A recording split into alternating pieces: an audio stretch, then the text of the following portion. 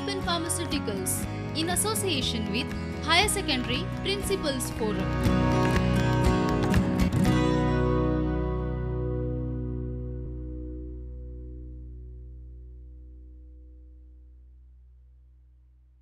Hello and welcome, dear students. It's very true that the beauty in everything lies in the eyes of the person who sees it. But the human world agrees that Mother Nature has the unparalleled beauty, and man always turns to nature to appreciate it. It was and will always be. When you look out at the nature today, what are the things we see? Rains, green plants, flowers, butterflies, birds, animals. And what do you feel when we see these things? We all feel peaceful and serene. Nature fills our hearts with happiness. Yes, beauty plays a very important role in our lives and helps us to remain happy and joyful in this world. It is well said that beauty is the best nourishment for the heart, the mind, and the soul. Well, dear students, today let us learn the poem A Thing of Beauty by John Keats. Now, John Keats was an English romantic poet. The Romantic era was an artistic, literary, musical, and an intellectual movement that originated in Europe. It was characterized by a heightened interest in nature, and the emphasis was on the individual's expression of emotion and imagination. And so, John Keats, although trained to be a surgeon, he decided to devote himself wholly to poetry. He used his linguistic skill to sway and delight the readers. Now, this poem, A Thing of Beauty, is an excerpt from his epic poem, Endymion, a Poetic Romance, published in 1818. It is based on a Greek legend about a shepherd named Endymion, who had a vision of Cynthia, the moon goddess. The enchanted youth resolved to seek her out, and so wandered away through the forest and down under the sea. In his quest, he falls in love with an earthly maiden who turns out to be his beloved herself. Let us read the poem. A Thing of Beauty by John Keats. A thing of beauty is a joy forever. Its loveliness increases. It will never pass into nothingness, but will keep a bower quiet for us and a sleep full of sweet dreams and health and quiet breathing. Therefore, on every morrow are we wreathing a flowery bend to bind us to the earth. Spite of despondence, of inhuman dearth, of noble natures, of the gloomy days, of all the unhealthy and o'er-darkened ways made for our searching. Yes, in spite of all, some shape of beauty moves away the pall.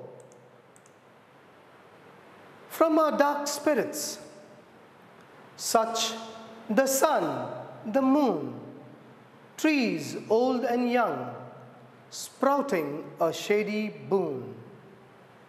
For simple sheep, and such are daffodils, with the green world they live in, and clear rills, that for themselves a cooling covert make, 'gainst the hot season.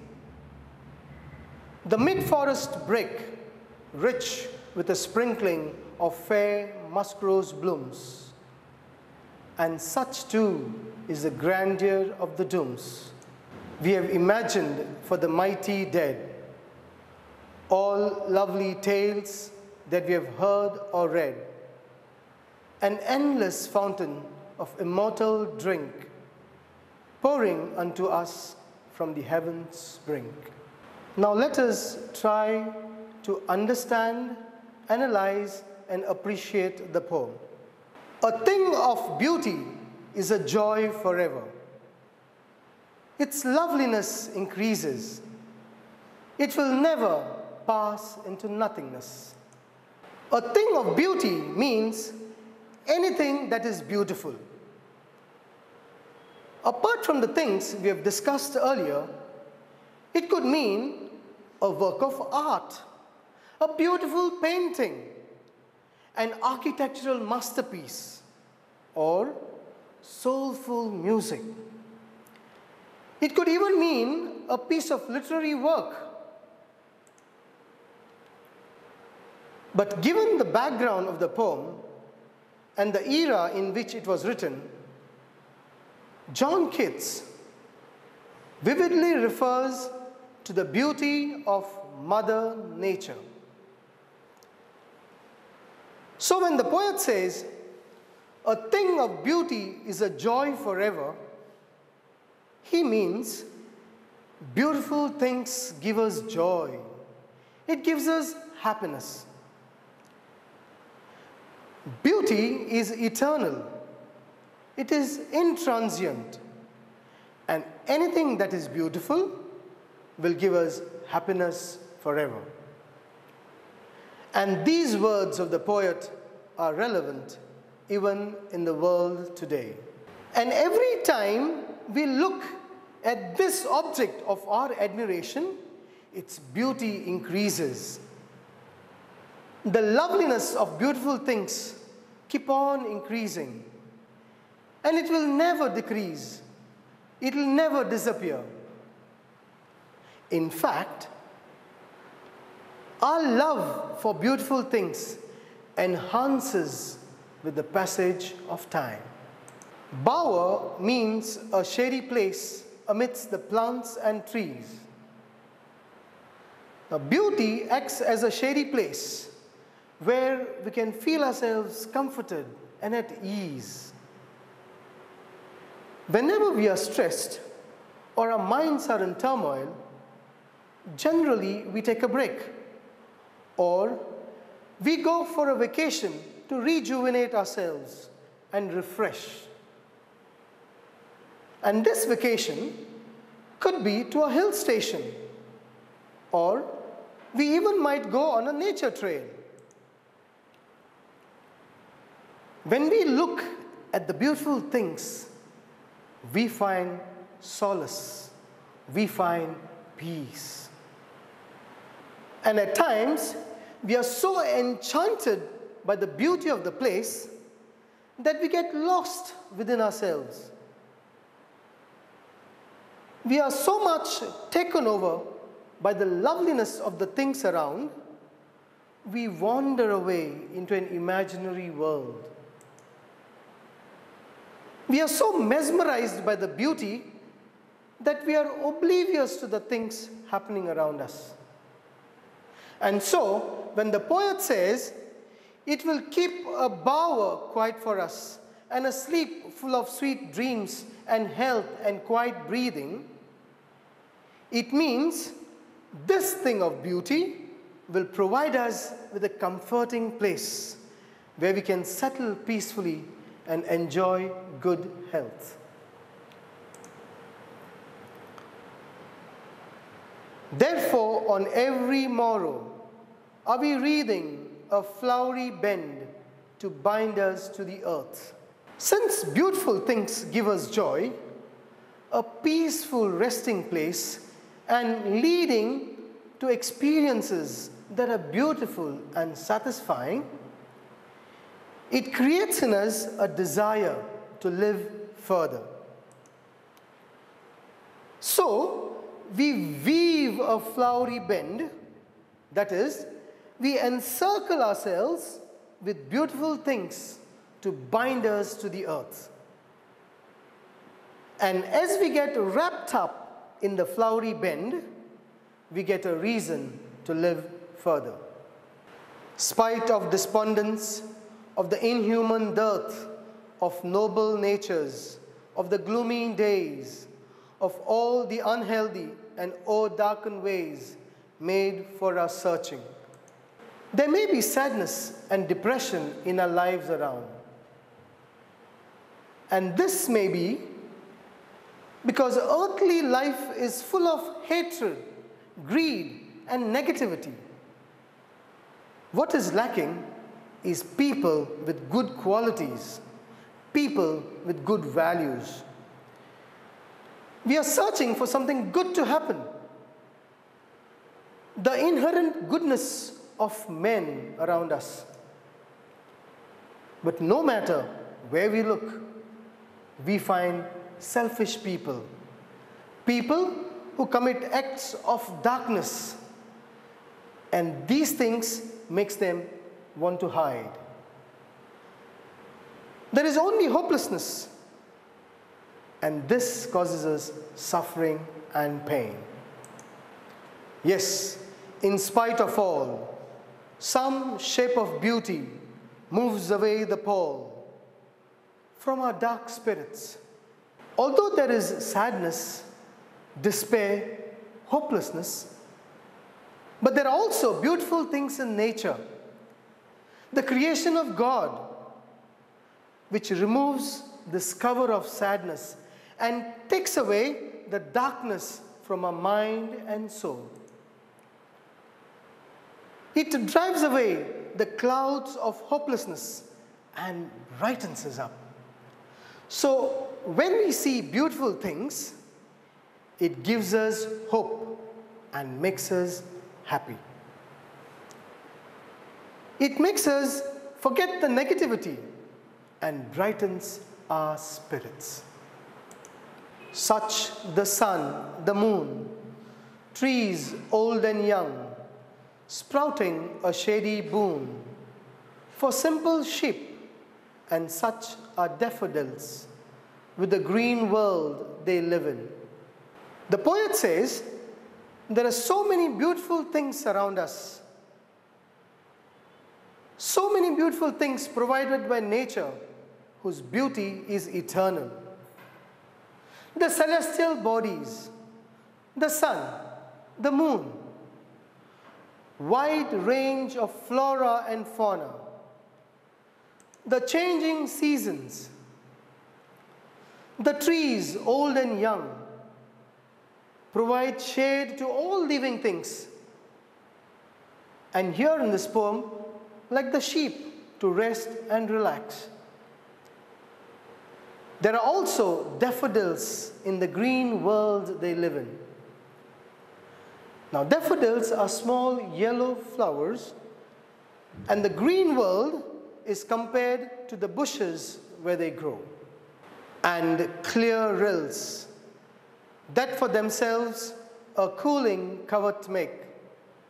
Against the hot season, the mid-forest break, rich with a sprinkling of fair musk-rose blooms. Now there are also clear rills. Clear rills refer to small streams or rivulets. And what do these clear rills do? They make a cooling covert against the hot season. That means whichever region or area it flows, it makes that area very cool. The streams full of clear waters cool everyone in the summer season. Among the beautiful things, we also find musk roses. And these musk roses bloom among the thick green bushes of the forest fern. Musk roses have a sweet smell, a sweet fragrance which gives us happiness. And such too is the grandeur of the dooms we have imagined for the mighty dead. All lovely tales that we have heard or read.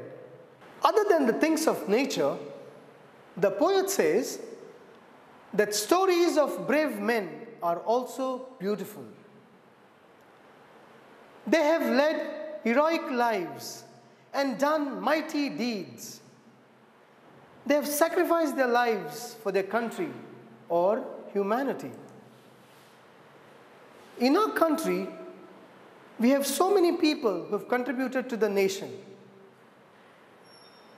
Their lives have been exemplary and inspiring. And when these people die, we attach a lot of importance and grandeur to their death. And one such person we will always remember is Mahatma Gandhi. Now, what the above lines imply is that although there is depression and sadness, the wonders of God's creation makes us look at life differently. It helps us to shun the negativity and have a positive outlook. The beautiful things in nature stimulates our senses, in fact, our whole being itself. The sun energizes us. The moon affects our mood swings. The trees, the sheep, the daffodils are a feast for our eyes. The water of clear streams cools and refreshes our body in the summers. The sweet fragrance of the musk roses tickle our olfactory nerves. And the stories of great men that we read and hear also provide inspirational music to our ears. An endless fountain of immortal drink pouring unto us from the heavens' brink. The poet says that all the beautiful things are God's gift to us. It is like nectar, an immortal drink which comes down from the heaven's edge.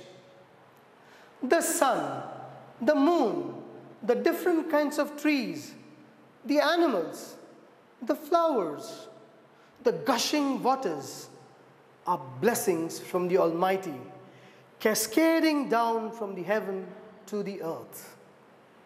It is the unending bounties of God's love flowing from the heaven, which gives us a reason to live on this earth despite having so many sorrows in our life. Now, to paraphrase the poem once again, John Keats says that a thing of beauty is a source of constant joy. Its beauty goes on increasing. It never fades away. A thing of beauty acts as a shade under which we can sleep soundly and have sweet dreams. So, every morning we are weaving a flowery wreath to bind us to the beauties of the earth. Our life is full of disappointments, despondence, lack of noble qualities, unhealthy and evil ways. But beautiful things help us to remove this cover of gloom or darkness from our lives. It makes us love life despite the things that make us sad and dampen our spirits. And these are simple things like the sun, the moon, the different kinds of trees, daffodils, water springs, musk roses. They give us joy and delight.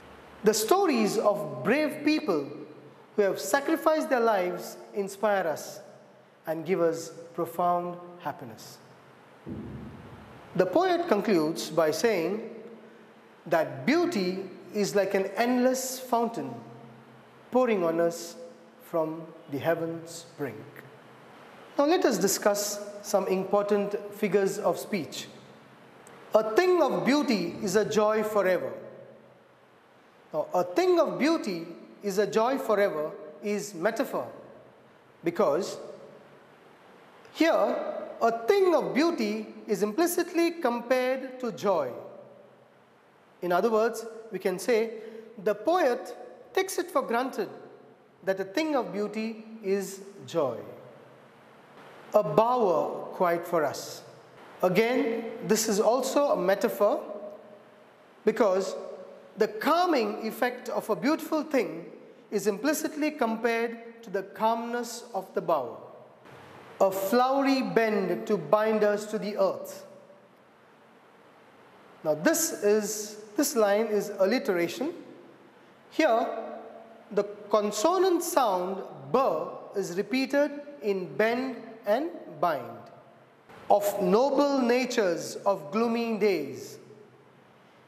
Here also you will find the consonant sound of n is repeated in noble and natures, and so it is alliteration. Some shape of beauty moves away the pall. This is personification. Here, beauty is given the human quality of moving the pall. So beauty is given the human quality of moving the pall, and hence it is personification. Trees old and young is antithesis. Here, opposite words old and young are used in the same sentence, or opposite words old and young are used together. Sprouting a shady boon for simple sheep, and such are daffodils. This is alliteration. Here, the consonant sound of sir is repeated in sprouting and simple, and shady and sheep, that for themselves a cooling covert make. Once again here we have the repetition of the consonant sound k in cooling and covert, and hence this is alliteration. An endless fountain of immortal drink. Now this line has got multiple figures of speech. We will take them one by one. First, metaphor. It is metaphor because beautiful things of nature are compared to an endless fountain of immortal drink. Hyperbole.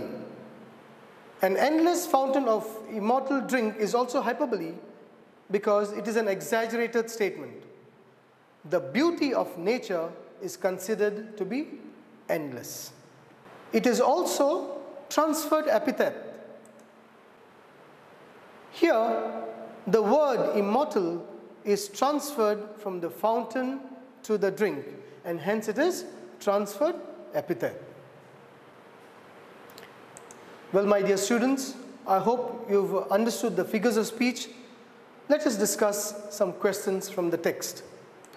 The first question: list the things of beauty mentioned in the poem.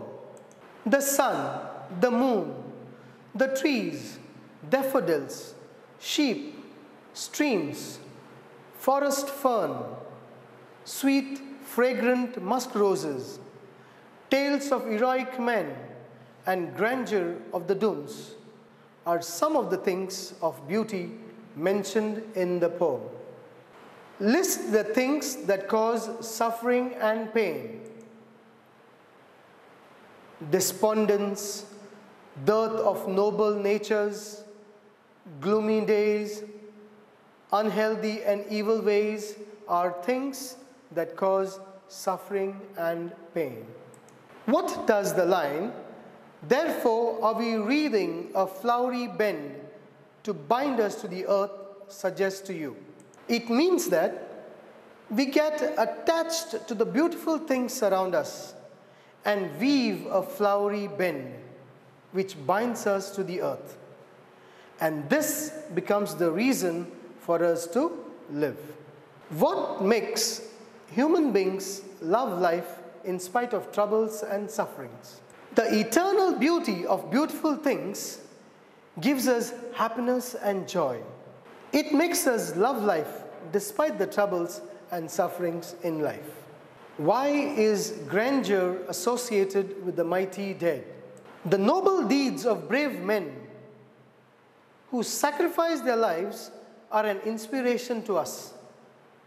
And the beautiful legacy of their bravery is the grandeur which is associated with the mighty dead. Do we experience things of beauty only for short moments, or do they make a lasting impression on us? According to the poet, a thing of beauty is forever. Even if we see it for a few moments, it has a lasting impression on us, and its beautiful memory stays with us forever. It inspires us to live despite the pain and suffering in life. What image does the poet use to describe the beautiful bounty of the earth? The beautiful bounty of the earth is described by the endless fountain of immortal drink, which signifies that God bestows us with His blessings, rich and eternal, which help us to live despite the sad, gloomy aspects of life. Now, my dear students, from the examination point of view, questions from this poem can be asked either as a reference to context or as a factual question. For example, read the following stanzas carefully and answer the questions that follow in about 10 to 15 words each. Now, in this question, we are given a stanza and we are expected to answer the question in about 10 to 15 words, and this is for 1 mark each. Such the sun, the moon, trees old and young, sprouting a shady boon for simple sheep. What sprouts a shady boon for simple sheep? Trees old and young sprout a shady boon for simple sheep. Next question. Name and explain the figure of speech in the second line. Antithesis, opposite words, old and young, have been used together. Now, the other type of question what can be asked is a factual question. You have to answer it in about 20 to 30 words, and it is for 2 marks. What, according to kids, causes pain and suffering in the poem A Thing of Beauty? Now, we can write anything: lack of character, lack of values, ethics, failures, disappointments in life cause suffering and pain. So, for the second formative test, you will get either one of the above type of questions. Now let us read and enjoy the poem once again. A Thing of Beauty by John Keats. A thing of beauty is a joy forever. Its loveliness increases. It will never pass into nothingness, but will keep a bower quite for us, and a sleep full of sweet dreams and health and quiet breathing. Therefore, on every morrow are we reading a flowery bend to bind us to the earth. Spite of despondence, of inhuman dearth, of noble natures, of the gloomy days, of all the unhealthy and o'erdarkened ways made for our searching. Yes, in spite of all, some shape of beauty moves away the pall. From our dark spirits, such the sun, the moon, trees old and young, sprouting a shady boon for simple sheep, and such are daffodils, with the green world they live in, and clear rills, that for themselves a cooling covert make, 'gainst the hot season. The mid-forest brick, rich with a sprinkling of fair musk-rose blooms, and such too is the grandeur of the dooms we have imagined for the mighty dead, all lovely tales that we have heard or read, an endless fountain of immortal drink pouring unto us from the heavens' brink. My dear students, nature is the lifeblood of all living creatures. It provides us with everything, and we need to respect nature and its resources. Like our ancestors have preserved nature for us, we too must save it for our future generations. Thank you. Prudent Scholars, powered by Lupin Pharmaceuticals.